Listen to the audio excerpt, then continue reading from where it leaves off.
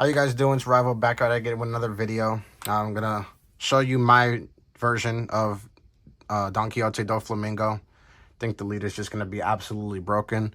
By any means, I don't think that this is gonna be the best build. I had a buddy of mine help me out. He's actually on my team here. Probably seen a few matches of him playing. But he helped me out with what, we should be putting in these decks. This might not be the best build, but I think it's going to be very close. I've seen other builds, and it's just a lot of things that I don't like. Like, a lot of people are playing Peronas and stuff like that. I just don't like that.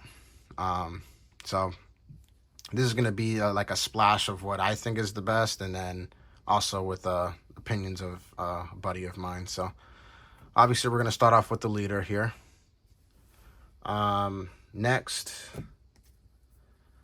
we got 4 buggies. I think the cards are just really, really strong. On play, look at the top 3 cards of your deck and place them on the top of your deck in any order. Only thing that I don't like about this is that you have to put them on the top. I wish we had the option to not have to put them on the top, but nonetheless, I still think it's a very strong card. It's a 2K counter. Why not? Next, we got Sengoku.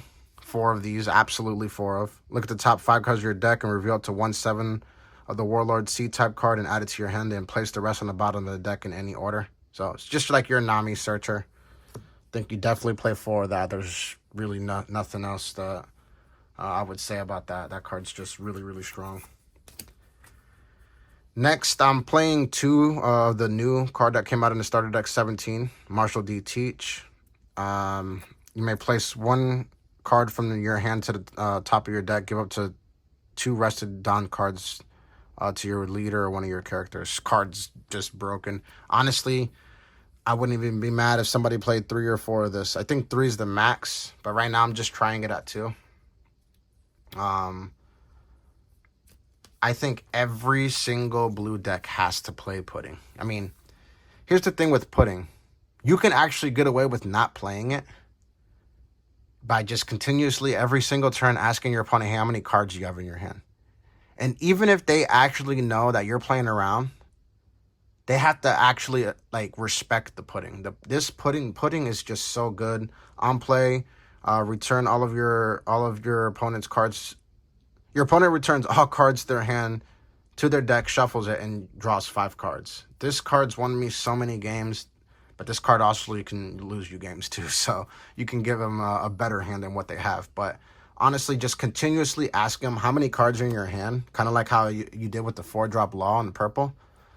That card will just get into your opponent's head. Now, if you're playing with friends, it might be a little bit different. You have to actually play the card to make that work. But if you're playing against someone like in the regionals that you have no idea who they are, and you're playing a blue deck, you ask them that question. Does not matter whether you played or not. That will mess with so many people's heads. You can even tell them stuff like, oh, how many cards in your it's not worth 2 cards.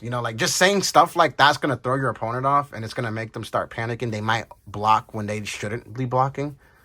So just having that card in there is just busted.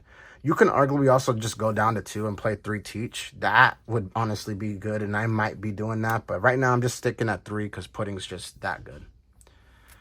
Every card here, minus the obvious ones, can be summoned by this. So obviously we're playing 4 Jinbei. On play up to 1 of the 7 Warlord Seep type characters with a cost of 4 or less, and from your hand. Other than Jinbei, of course. Card's just way too good. So you have to play 4 of that. You have no room to not. So next we got 4 of the new Law. Of course, you may return one of your characters to your owner's hand. So that's weird, but yeah, to your hand. If your leader has the 7 Warlord C type, return up to 1 character with the cost of 4 or less to the owner's hand. Card's just insane. I mean, you have to play 4. It's a 1K counter. There's really no reason to play it, not to play it. Card's just insane. We keep playing 4 Weevil, of course. On play, draw 1 card. You have to play it. You have no option not to. That card's just too good. Next we have 4 Croc. Now this is from the starter deck. So on play, reveal one card from the top of your deck, and if that card is a 7 Warlords of the Sea type card, Draw 2 cards and place 1 card from your hand at the top of your deck. Just strong. You can restack the deck with the card that's in your hand. So, card's just really good.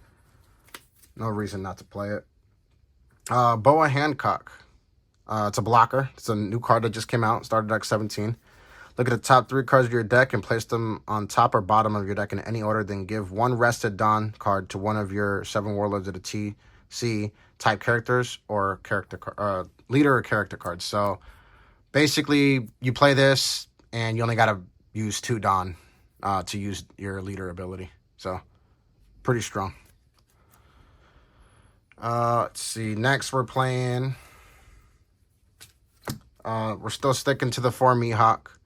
Draw 2 cards and trash 2 cards when attacking. Give them a Dawn. Card strong. There's really no reason not to play it. It's just too good. Next, we are still running the 4 Gecko Moria Vanillas. I'm trying this out. I think 6K is still pretty strong, so I don't see a reason not to play it.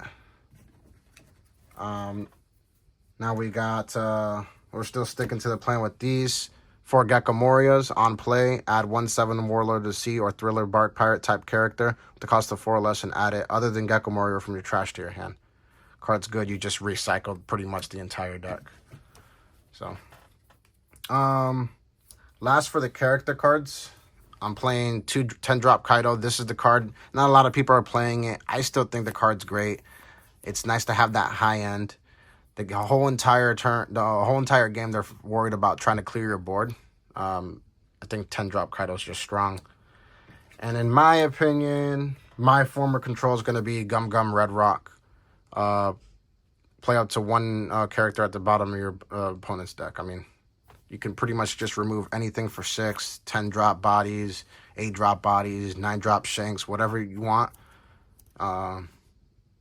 You're just going to put it on the bottom. So that's my form of control for the deck. I think you have to play that. The problem with, you could play the Raging or Gravity Blade, but my thing with that is that there's possibilities where if they're just playing too many big bodies, the card is a complete brick. At least this is guaranteed you can pop something when you need to. So, or not necessarily pop, but at least remove the body from the field. So overall, I think this deck's going to dominate the format.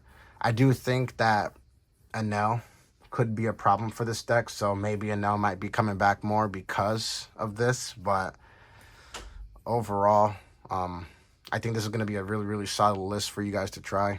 Let me know if you would change anything in the deck, maybe you don't play the Red Rocks, maybe you don't play these, maybe you don't play Pudding at all.